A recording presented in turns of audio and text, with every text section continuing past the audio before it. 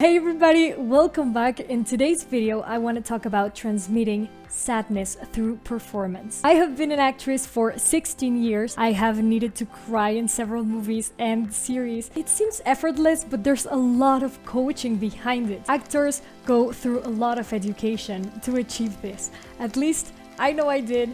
And the thing is, as animators, we're actors. We're selling the performance of a character. A lot of the time, we need to shoot our own reference. And the problem is, animators usually never take acting lessons. I am here to help you, and I will be sharing some of my most powerful tips and tricks that can push your performance further, as well as understanding how sadness affects our brain and the perception we have of art. Before we dive into the topic, I want to remind you that Ana Luisa Jewelry is offering a Valentine's Day sale of 15% off. It's a beautiful, luxurious, environmentally friendly brand with an offset of 100% in their carbon emissions. That's why I partnered up with them. I got this beautiful earrings through their site, and I will leave you a link in the description down below, just in case you want to check it out. Without further ado, let's jump right into today's topic. My name is Ilse Zamarripa, and this is the Worldspace. How can sadness in our art boost the positive perception of it? What if I told you that there's a formula to make crying convincing to anybody thanks to empathy? Have you ever been sad and you want to hear sad music just to make you sadder? Or watch a sad movie or read a poem and find that you are actually enjoying that little grief, that little pain that you're experiencing? This is something known as the sad film paradox. Research has found that we identify sadness as an intense emotion, and that at the same time, those strong feelings can lead us to perceive a sad product as something more valuable because we are moved more by the content. This is so subconscious that it's fascinating if you think about it, because it means that we find deeper meaning in something that's sad. Therefore, we identify sad content with a deeper aesthetic experience. Why would I care about all of this? Because as film and content creators, this gives us two very important hints. One, things that are painful have a greater impact also in our memory. Think of Uncle Ben in the first Spider-Man movie, or the sad part in Up. Those scenes are memorable because of how unexpected and sad they were. The second hint is that if we are, for example, creating a short film or making a movie, and there's a sad part to it in the story, if we craft that little sad content where they're suffering or intense emotions, and we craft it really carefully, the whole product can be perceived as higher quality, and we can take advantage of this. Please leave me a comment down below about the film that has made you the saddest, something that you have like sobbed and ugly cried. I want to read your comments. Now, how to animate sadness. Now, imagine you have to convey sadness in an immediate way. Imagine it has to come across quickly, and you have to convince through believable, quick signs that activate those empathy feeling receptors in the audience. It is important to shoot great reference, making sure the performance is believable and full of rich detail. And here are my best tips to achieve one. First in line, master facial expressions. First, you need to understand that not everybody does the same cliche facial expression like this. Some people cry like this, or like this, or like this. You will not have the same facial expression for different types of crying. The same person cries in many different ways, depending on the situation they're in. If you're watching a sad film, you will cry very differently than if someone you deeply love betrays you. Now, a great tip is to know that you are actually combining feelings. You're creating an even stronger facial expression if you do this. You can be sad and happy. Are you buying a baby? Mama's pregnant. Mama's gonna have a Mama has baby. a baby in her belly.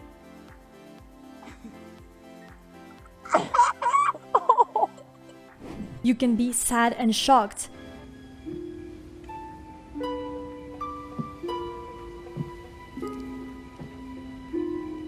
You can be be enraged and sad. I hope you get an illness and then get hit by a car and die.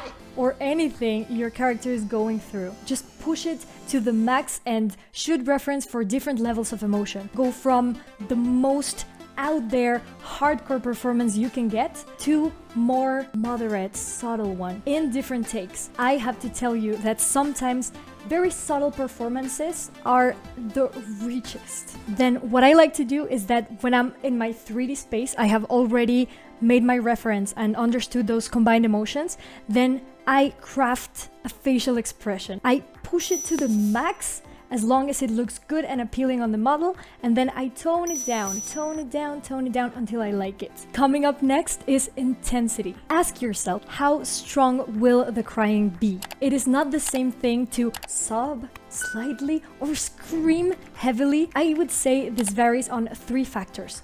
1. How much does a character care about the situation? 2. Is the character holding back their emotions, or is the character open to expressing them out loud? And 3. Is there a reward for crying? Does the character wish to be seen while crying in order to get something out of it? I think these 3 factors really dictate to what degree your character will cry. This is like a volume amplifier, literally. If you do this well, you can have just the perfect amount of emotion considering the environment the character is in. Next, very important thing, eyes. Animation is all about eyes. Studies say that when we look at a face, 92% of the time we're looking at the eyes. That is just why they are so important to create a believable, realistic performance. When we are sad, our eyes can do many different things. Looking at something or someone directly, looking away because we're ashamed or we're shy, maybe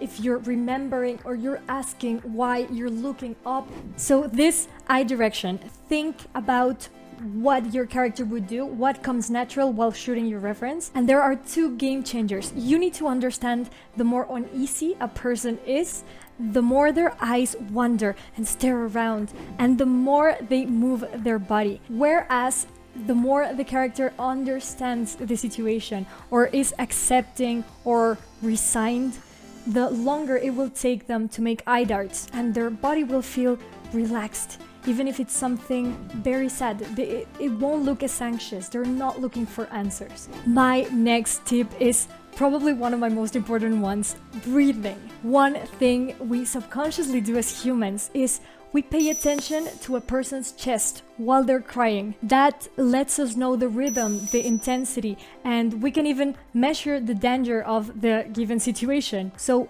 pay close attention to how you're animating it, where the beats fall according to the dialogue, as well as the degree of passion of the emotion. When we're crying, we have these different breathing patterns that are altered by the way our diaphragm spasms. So you can see a lot of this, you know, those are very believable. When you're animating this, make sure to overlap the shoulders and the head for a more realistic look. But the spasm needs to come from the belly, not from the shoulders. Sometimes you see an actor and you're like, how can they get that performance? A lot of really great actors, they pay close attention to the way they breathe, because breathing can take you to the emotional place you want to be in. So never underestimate the power of your breathing or your character's breathing. Next tip, body language. Is the character scared, angry, annoyed? Play with the arms and the hand gestures. Maybe the character is covering or like turning away, and you can give very interesting texture to a crying shot by giving the hands secondary actions that are rather subtle. Don't forget also that our hands provide us with comfort in a subconscious way, so use them wisely as an extra element that helps the audience perceive more key elements about the narrative in general. I will give you more hints and tricks, very interesting ones, in my Patreon account. Make sure to check it out. Thank you so much for supporting me. You guys make these videos possible. My analytics in YouTube are telling me that 90% of the people who watch my videos are subscribed to my channel, so thank you so much. That means a lot. We are forming a very strong community. If you're not subscribed, just do it. Hit the notification bell so you don't miss any of my next animation updates, coaching videos. Give me feedback in the comment section down below. You know, I love to read you. Up thumbs, down thumbs. It really helps me understand the content I need to be crafting for you. Thank you so much for watching and keep making art, you beautiful artist.